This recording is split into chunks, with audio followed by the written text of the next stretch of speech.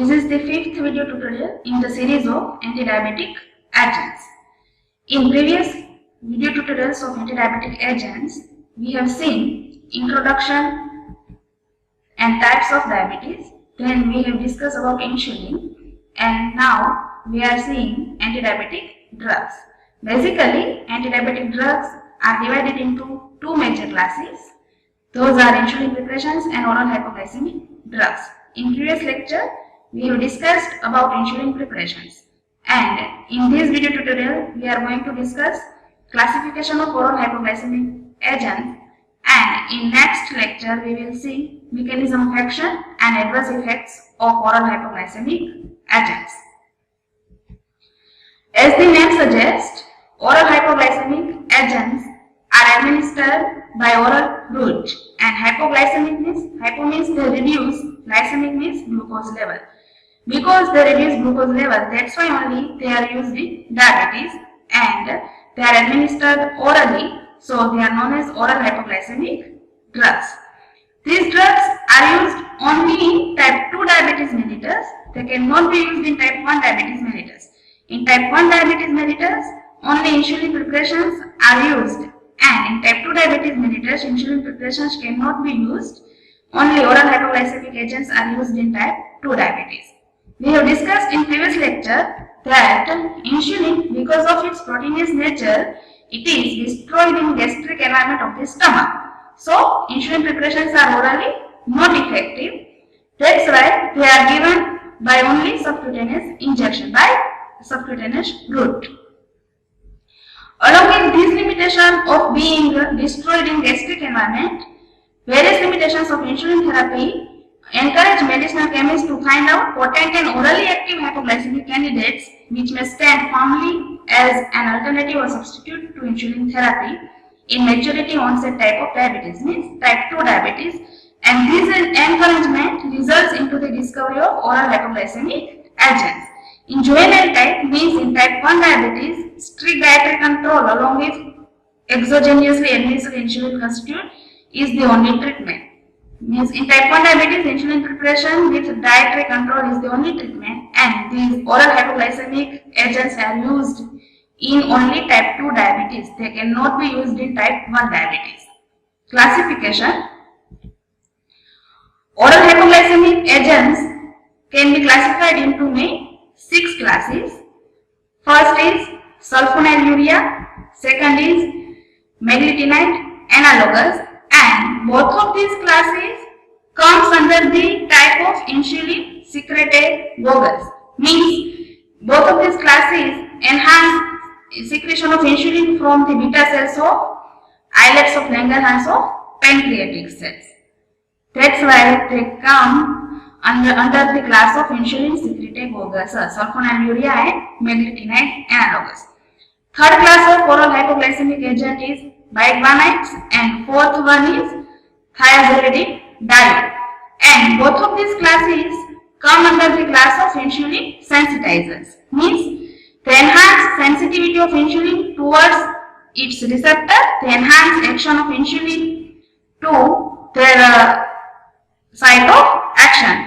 They do not enhance secretion of insulin, but they enhance sensitivity of insulin. That's why they are known as insulin sensitizers. Means insulin secretagogues include sulfonylurea and meglitinide analogous. Sulfonylurea and meglitinide analogous enhance the secretion of insulin, and biguanides and thiazolidine enhance the sensitivity of insulin towards their receptor and their site of action. Fifth class is alpha glucosidase inhibitors, and 6th and last class is DPP4 inhibitors, that we will see individually detailed. So, these are the examples of each class. In sulfonylurea, there are 3 generations, first, second and third generations, and these generations are according to their potency. Potency of second generation is more than first generation drugs, and potency of third generation drugs is more than second generation. First generation sulfonylurea includes carbitamide, tolbutamide, chlorpropamide, acetohexamide and tolazamide. Second generation includes glibenclamide, glipentide and glycodiazine, and third generation glyburide and glipizide. Meglitinide analogues are also known as glenide. So the examples are ripaglenide and mitagelinide.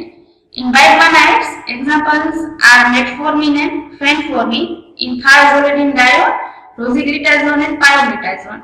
Thiazolidinedione analogues are also known as glitazones. So the examples are rosiglitazone and pioglitazone having suffix glitazone.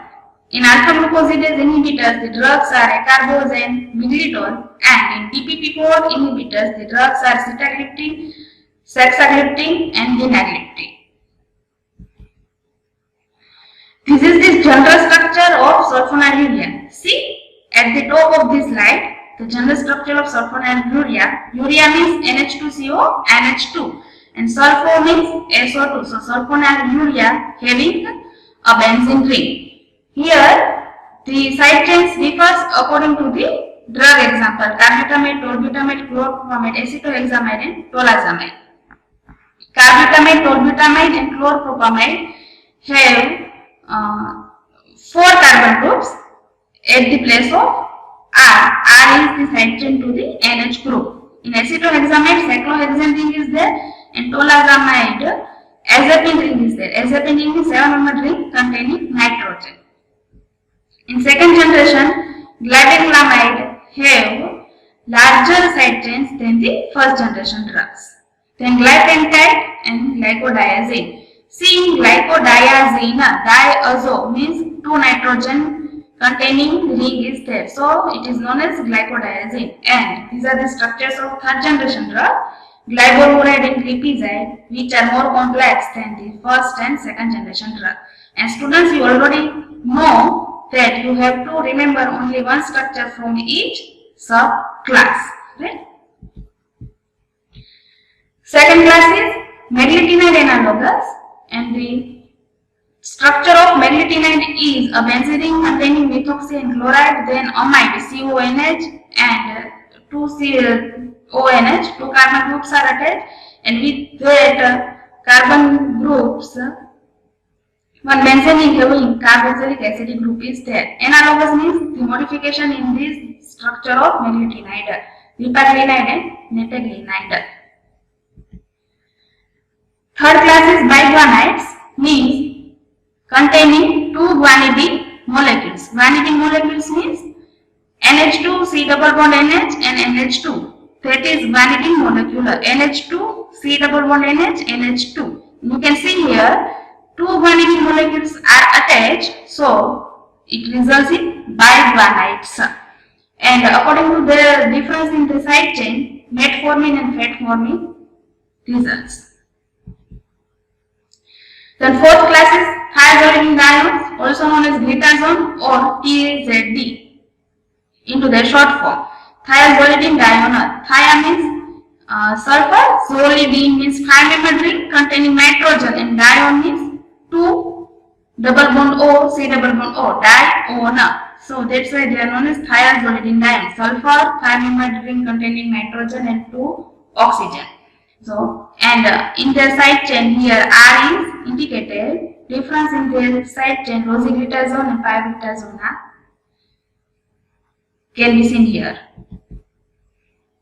Then alpha glucosidase inhibitors, miglitol is there, 6-membered ring containing nitrogen having several hydroxyl groups. And dipeptidyl peptidase 4 inhibitors, DPP4 means dipeptidyl peptidase 4 inhibitors. The first drug of this class is sitagliptin, having several fluoride molecules.